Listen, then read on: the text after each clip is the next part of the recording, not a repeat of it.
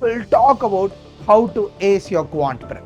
I'm going to give you a complete strategic blueprint, the do's and the don'ts. You are afraid of this section because of the lack of exposure that you have or the lack of learning that you had in your school. Anything that you build on a weaker foundation, the famous analogy, the entire building collapses. So it is utterly important that you get your foundation strong. You are looking at 45 marks and again minus 15, 12 marks, and then you come back to the same 30. What difference does it make? It makes zero difference. You have to build discipline, not motivation. Motivation fades off at some point. Discipline never. Hey folks, 9 months to CAT. You should have started your prep by now, but you will always ponder over this question in your head. Am I going in the right direction? Is my strategy right? Is this the right way to approach this section? All these questions pop in your head every now and then, probably bringing your productivity down. The commitment that you show to your prep comes down because you all have these questions in your head at some point in your time.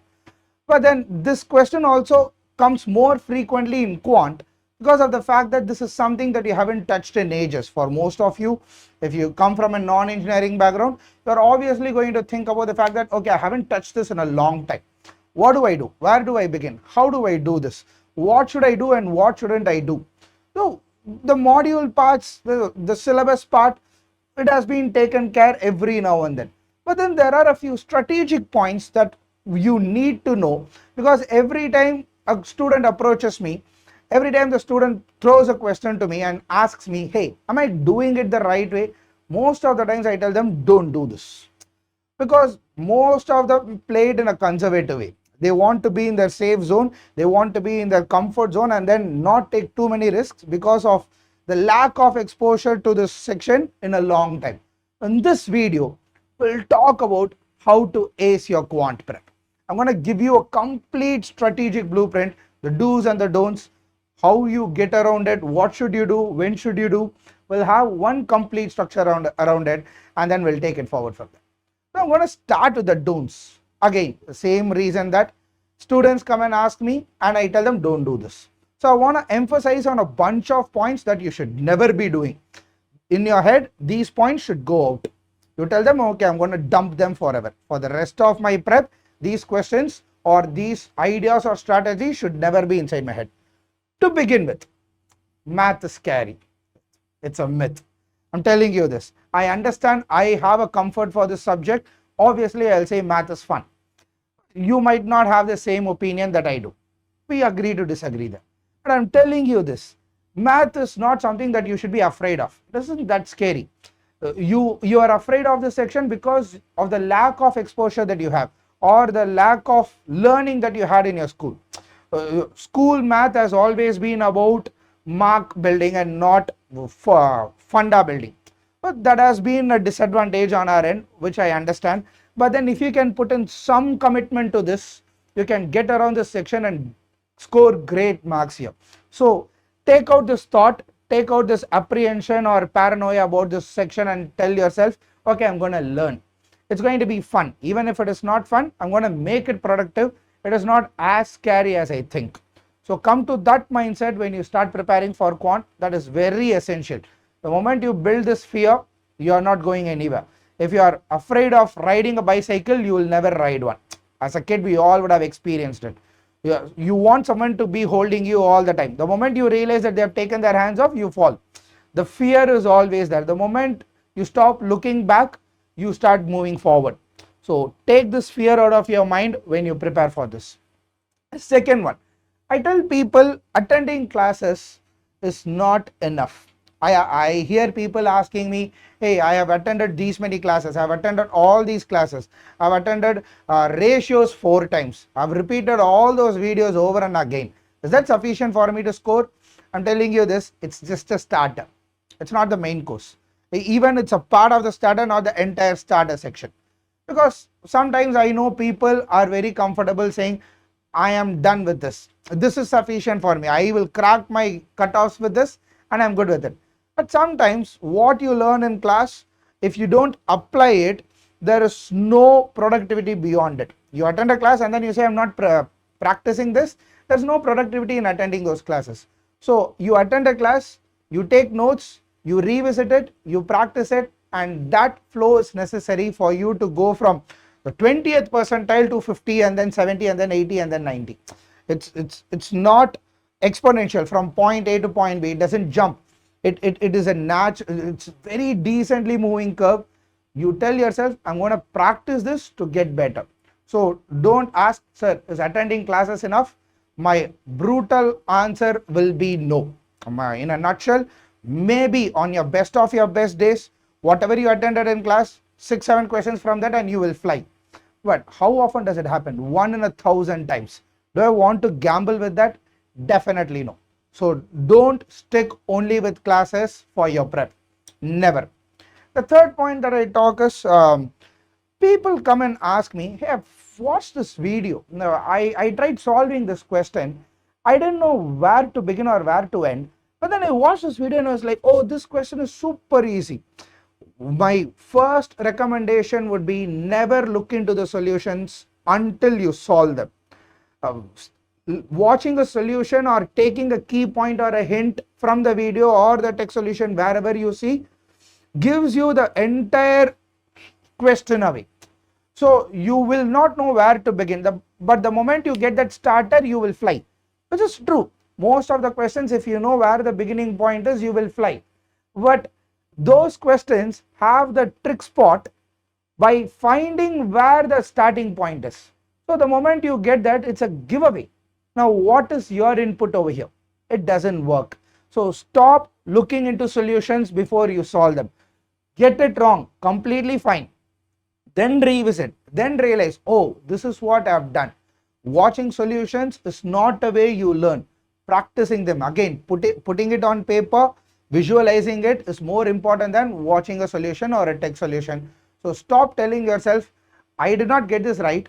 I did not solve this in the first place, but I looked at the solution, 2 steps I knew where to go, and then I moved forward. No, you cannot do that. You solve it, you get the gist of it, and then you move on to the next one. So that's important.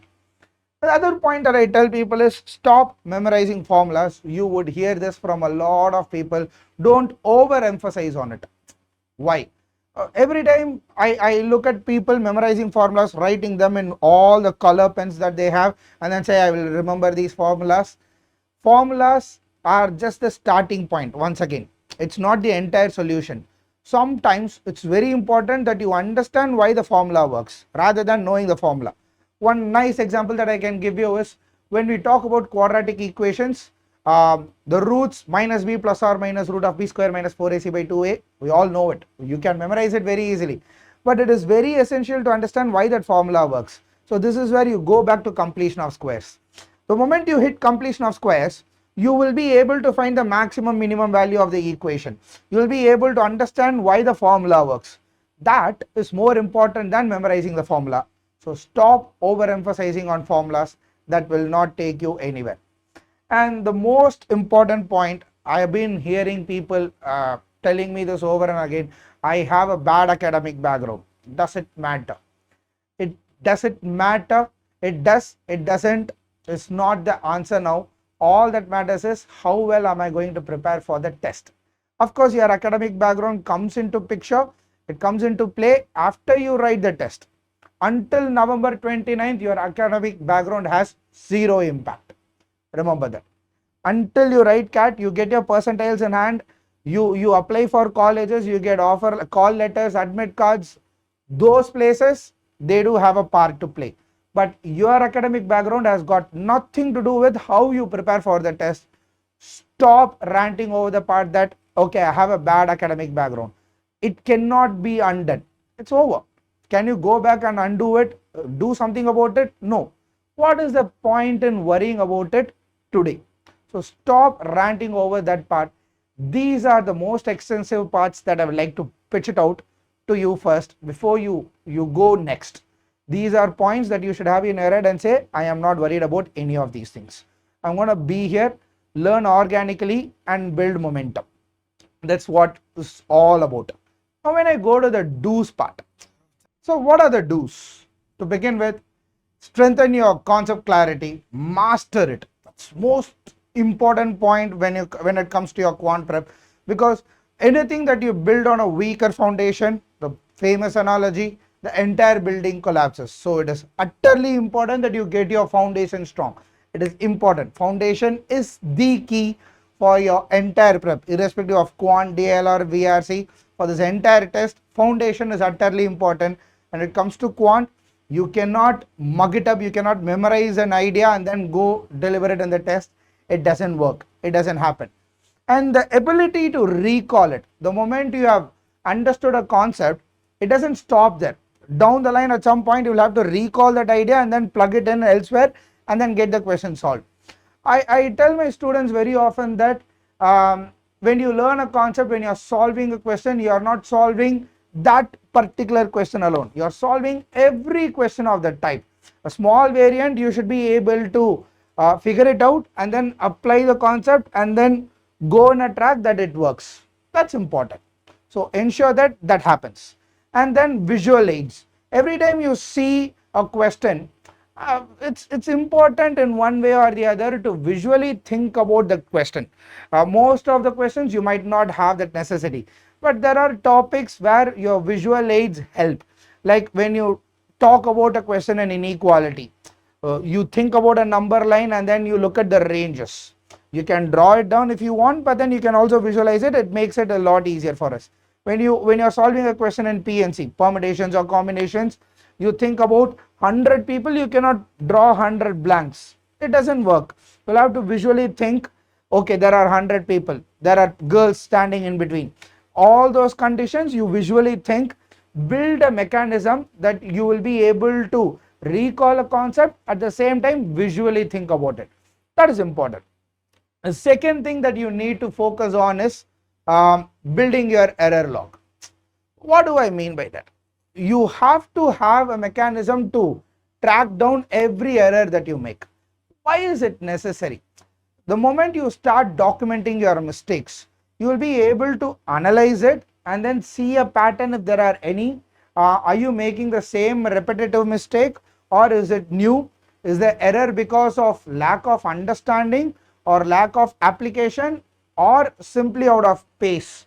Sometimes we compromise on answers, you do miscalculations and you end up with wrong answers. You might know the topic well, but then we still make mistakes because of the haste that we solve a question. So that way you will be able to categorize your mistakes and then you will be able to take a decision based on it.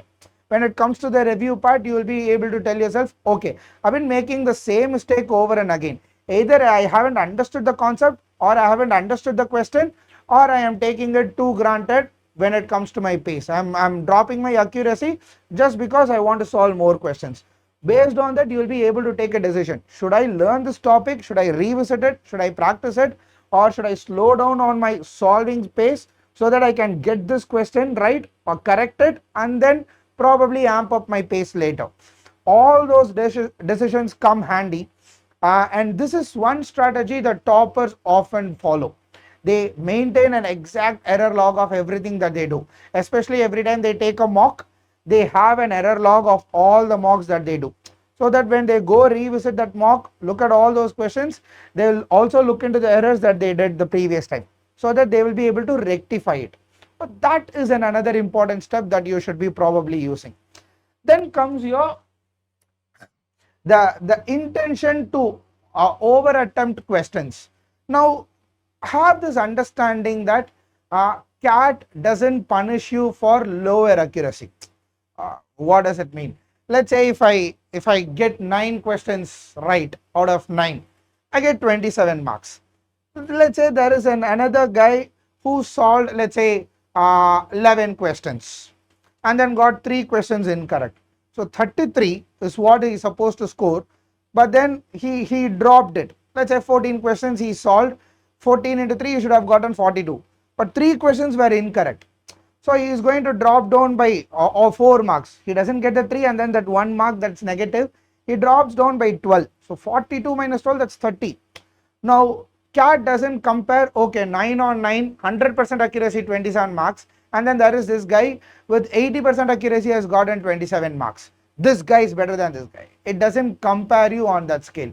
CAT penalizes you for incorrect answer. It doesn't punish you for accuracy. At the same time, you don't get better points for your accuracy as well. The more accurate you are, am I going to get more marks, extra marks for good handwriting? That doesn't happen. So it is important that you choose which questions that you are going to attack. Choose which questions that you are going to dump. One important skill set that you should develop over time is the heart to leave out a question.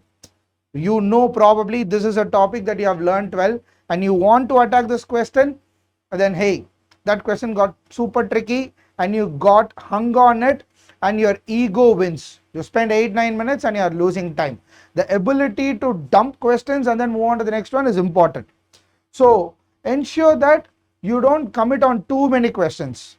You commit yourself to limited number of questions and then you tell yourself, okay, this is good. Now think about this. 10 questions, 4 minutes each, that's 40 minutes.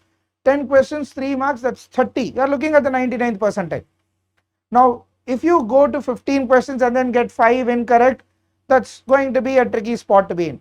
You are looking at 45 marks, and again minus 15, 12 marks, and then you come back to the same 30. What difference does it make? It makes zero difference. So, choose your battles and fight them wisely. Rather than picking all the battles in front of you and telling yourself, I'm going to fight all my battles, the more the merrier. In this case, when it comes to CAT, more the merrier is not the ideal situation to be in. So ensure that you come to this understanding of attempting too many questions is not the best ideal mindset to be in. It's not the best strategy to work around. In fact, it can backfire you big time. The more incorrect, you are dropping down. Rather than you could have chosen some 6 to 7 questions and could have stayed at 21 than answering 15 questions and then getting 10 incorrect. So the decision to pick your battles is more important. And then time management, I tell people accuracy over pace any given day.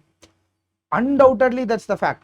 We talked about it now. Rather than answering more questions, focus on questions that you are very certain of. But then time management is also necessary, right? Accuracy over pace, nice. Choose your questions wisely and attack them, nice. But then there is also this factor of time management. Now, if you are targeting 8 questions, just to give you a number, that's 5 minutes per question, ideally. But then there are going to be questions that will take more than 5 minutes. There are going to be questions less than 5 minutes. Choose the questions that will take lesser time. Have rounds in your head. First round, I'm going to solve all the questions that come to me straight away. Anything that's in my plate, in my comfort zone, very conveniently, I'll attack them. If there is a question that I'm super comfortable with, but then it's going to take quite some time, I will mark it for review, come back if I have time. I will not spend 8 minutes for the very first question that I see. I don't want to spend 8 minutes there. Imagine this. Another 32 minutes, I still have to look at 21 questions. So time management is crucial. But if you are in your beginning stage of your learning, forget about this point. What do I mean by that? You just said time management is crucial, but then I'm telling you, forget this point if you are in your beginning stage. In your learning curve, time is not a metric to worry about. The moment you hit some 20-30% of the syllabus, the moment you start taking mocks, let's say 3-4 mocks is where you start worrying about time management. And sometimes I tell people it will happen naturally. It is an organic process. The more mocks you take, you do an analysis, you have an error log, you revisit, you take feedback, time management automatically happens. It is not something that you'll have to actively worry about. It is a passive ability that happens organically when all the other things are done right. So don't overemphasize on time management in your learning curve. Worry about time management when you take mocks or sectionals or any tests. In your practice zone, you can even take 15 minutes to solve a question, which is completely fine, because you are learning and learning will take time. There is a huge difference between learning and solving. If you are solving a question in a test, that is a different ball game. If you are in your initial stage of learning a concept, that is a different ball game. You cannot compare them both in the same place. You don't play cricket in a basketball court. You can. Tennis ball cricket, you can play it as a gully cricket, but your stadium, your pitch cannot be a basketball court which is made out of cement. Cannot do that. So they are two different games. They are designed for two different places. So where you should focus on this and where you should focus on that is crucial. Time management in learning, not necessary. Time management when it comes to mocks, utterly necessary. but it will happen organically, so don't worry about it. The next thing is, every time you learn a question, a recommendation will always be to solve the question twice. Why do I say that? The first time you solve it, you are learning. You are understanding how that entire mechanism works. You solve it, you take feedback of what you have learned, you practice it once, and then you say, okay, I've learned, I've understood this idea. But then at some point, you'll have to test your speed and then say, okay, how comfortable am I around it? And then you give it a break. There is a wait period. Why? Sometimes when you put it on hold, when you put it on rest, and then you revisit it again, it tells you how comfortable you have understood it, how well you have understood that entire idea. Sometimes you don't have to do this consciously. You learn percentages today. You will be learning every other topic on a week-on-week basis. Fourth week, you'll have to revisit this again. You don't have to consciously put an effort to say, okay, I will give it some waiting period. How long? You don't have to take it. 3 topics, every 3 topics, you go revisit the first topic. That's a recommendation that I have. At the end of every 3 topics, you revise the first topic. At the end of every 6th topic, you revise all the 6 topics. 3 topics and then the 6 topics. So you make it a cycle. So when you give this waiting period and reinforce learning, it builds confidence and momentum. So every time you learn a concept, every time you solve a question, solve it twice. First time to understand, second time to see whether you have captured that idea. I understand, we all know that you solve a question today, 3 months down the line, we won't remember that question. It naturally flies out of our head. So when you look at that question again, there will be a slight glimpse of idea that says, I've seen a question of this format. And that idea is important. The ability to recall that we just spoke about in the very first point. You can go there and then say, okay, I've solved this question. What was the funda behind it? How do I approach this? If you have that ability to recall that the second time, you look at a question of the same format again, now you'll say, okay, I've seen a question of this type. The familiarity with questions is a super valuable tool when you keep solving questions over and again, and for your preparation, it is ultimately handy. So ensure that you solve them right, you solve them twice, you get a comfort of it. Right. The next thing is identify your strong suits. Now, of course, I tell people focus on arithmetic and algebra. Out of the remaining 3, pick and choose one that's to your suit. But then even when it comes to arithmetic, some people have a comfort towards the topic, sometimes they don't. Sometimes when I tell algebra, people say, okay, I will learn linear quadratic equations, I will dump inequalities and functions. What to dump, what to learn? If you are here 9 months before the test, you don't take a decision of dumping a topic today. Remember that. Now you don't tell today, I am dumping geometry out and out. I will not learn a single idea from this. I will focus on the other 4 modules and I will score. Don't do that today. If you start your prep 3 months before the test, maybe that time you will say, I will super emphasize on one module than the other, and I will probably skip this idea. Dumping a topic, dumping an idea is not a point to be discussed 9 months before the test. So don't take this decision. Learn every topic. Have the ability to go revisit it. Give it some space. After some time, if you have solved it twice or thrice and still it is not falling in your comfort zone, maybe then let's take a call whether you should dump it or not. But when you begin something, you don't tell yourself, I am not doing this. You are not giving your 10% over there. So ensure that you get that idea right and then move forward. That's crucial. And then strategic allocation. So this is some other point that comes along with your strong suits. What is strategic allocation? Of course, the time span that you spend for your strong topics and then your weaker topics, they have to be different. You cannot spend more time with your stronger topics. Of course, spend a little time with it, revisit it every now and then so that you carry that momentum. But then if you feel that I want to learn this but I'm weak at this module, you reinforce it by spending more time on it. So your allocation should also change based on your stronger and weaker sections. So that's important. Ensure we get it done. And then comes the ultimate weapon to analyze every part in your preparation, which is mocks and sectionals. Now, The usual recommendation from my end will always be starting from June, start taking a mock, one mock a week. So June, July, August, 12 mocks. September, October, November, another 3 months. Each month you take 5 to 6 mocks. That's 15 to 18 mocks over there, 12 mocks here. You are roughly covering 25 mocks conveniently. And if you can get your hands around 25 mocks, nothing like it. Am I assuring you that you take 25 mocks, you will get to the 99th percentile? No. But I'm assuring you that if you have written 25 mocks wholeheartedly, spending the entire 2 hours doing the analysis right and proper, it tells you that you have committed yourself to this test and you have grown a lot. Over the period of time, you have automatically built that momentum to stay for 2 hours. You have built mental endurance, you have built momentum, you have built every single necessary element that needs you to prepare for this test. The mental endurance is super important. The muscle memory is important. You build all of that the moment you do it. So take mocks at a regular interval. Sectionals are important. I usually recommend sectionals only for the fact of drill and refinement. If you cannot afford to spend 2 hours and then you realize that you are consistently faltering in quant or the other 2 sections, any of the sections, then you take a sectional. Sectional is not a standalone place to go test your endurance.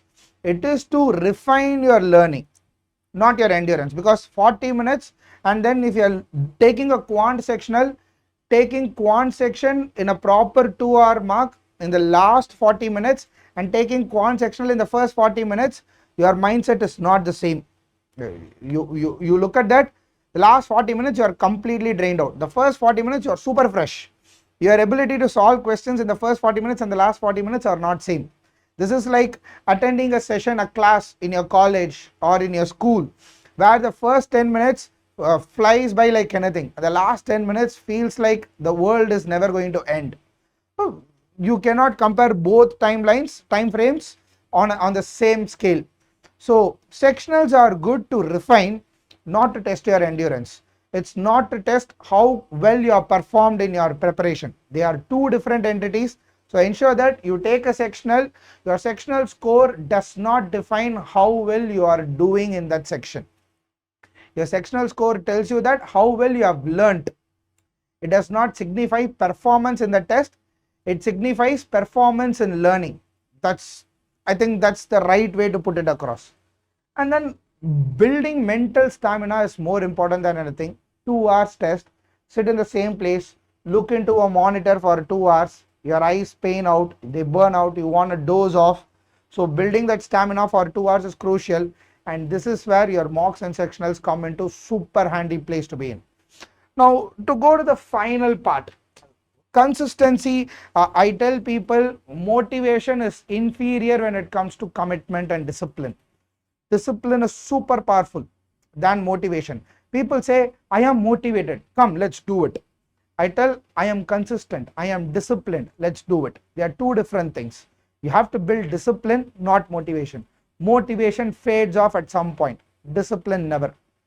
Your tendency to go brush your teeth every morning, your tendency to do your job on a day-to-day basis, be it work, college, that's discipline. I know sometimes we don't like it, but yet we do it. Subconsciously we do it because we know that this needs to be done. No one motivated you to go to work every day. No one motivated you to prepare for your projects or your semesters. You do it because you know it needs to be done. Wholeheartedly or half-heartedly, we do it because we know it needs to be done, and that is discipline. Whether you like it or not, you do it. Motivation, you have to like it. You cannot continue it if you don't like it. You want to cut down on your food or you want to be on diet. If you don't like being on a diet, you cannot do it. Someone has to motivate you. So ensure that you build consistency over preparation, utterly important. Some pointers that needs to be heard out loud is consistency beats last minute prep. In the last hour, you cannot learn anything. I understand as graduates in your college, as a UG graduate, I did that in my engineering. I'm pretty sure we all have done it. We all have prepared for our semesters the night before the semester, and yet we would have gone out with flying colors in that test. Forget about passing. There are semesters, there are papers that are prepared the night before the exam and have got a 90 plus. There is a history of that for all of us. So it happens only in your college, in your semesters. It does not happen in CAT. Let's put a circle, big circle around it and say last minute preparation does not help. Last minute you revise, you revisit, you don't learn something new. Next, now when you build concepts, now every time you build concepts, you build confidence, practice, and you build speed. The more and more you learn a concept, the more and more you do it, the better and better you get at it. You build confidence, you build momentum, you build speed, you build comfort, you build the likability of the topic, you start liking the subject. Everything happens the more you have about the around concept clarity. Think about it. Next, this is what we spoke earlier. Accuracy will always beat blind attempts. You cannot randomly go say, okay, I'm going to choose Inky Pinky Ponky, choose option C. With theta, we gamble. Undoubtedly, in the last 5 minutes, if you haven't solved a question in theta, you mark it for review and then you know there's a theta question. Sometimes we go there, gamble with the theta because you get it wrong, nothing wrong. You don't get penalized for it. No negative markings for theta. But even there, you don't take that gamble in the first go. You leave it for review, come back, see if you have enough time to solve it. If you are in the last 2-3 minutes and then there are 2 theta questions, you randomly mark a couple of numbers and then you jump out. That is fine because their accuracy is insignificant. But when it comes to MCQs, your accuracy matters. You cannot blindly choose an option just because you have last 3 minutes and you have 4 questions left. You want to randomly answer 4 questions and then move out. It doesn't work. We did that in school, again, not here. In CAT, it is not a strategy that will be recommended by anyone. Anyone who takes classes, anyone who teaches you will never recommend you this. I fall in the same place and tell you, don't do that. Then strategy matters as much as knowledge, and most importantly, logic gets rewarded, not memorization. Again, with formulas, I told you the same thing. With concepts, I told you the same thing. You don't memorize an idea and then go. You get good marks. You solve a question, you attempt it, you get 3 marks for it by logic, not by memorization. This works in a couple of scenarios, but not every time. Not every time. You have to understand that my logic, my ability to analyze pattern, crack the idea, break the funda, and then solve the question has the biggest weightage than anything else. So if we consistently do this over and again, if you follow these strategies in your prep, irrespective of whichever module that you are preparing, irrespective of whichever section that you are preparing for, this will always fly. Hope you incorporate it in your prep, you use these strategies every now and then and start improvising your scores and your prep. All the best.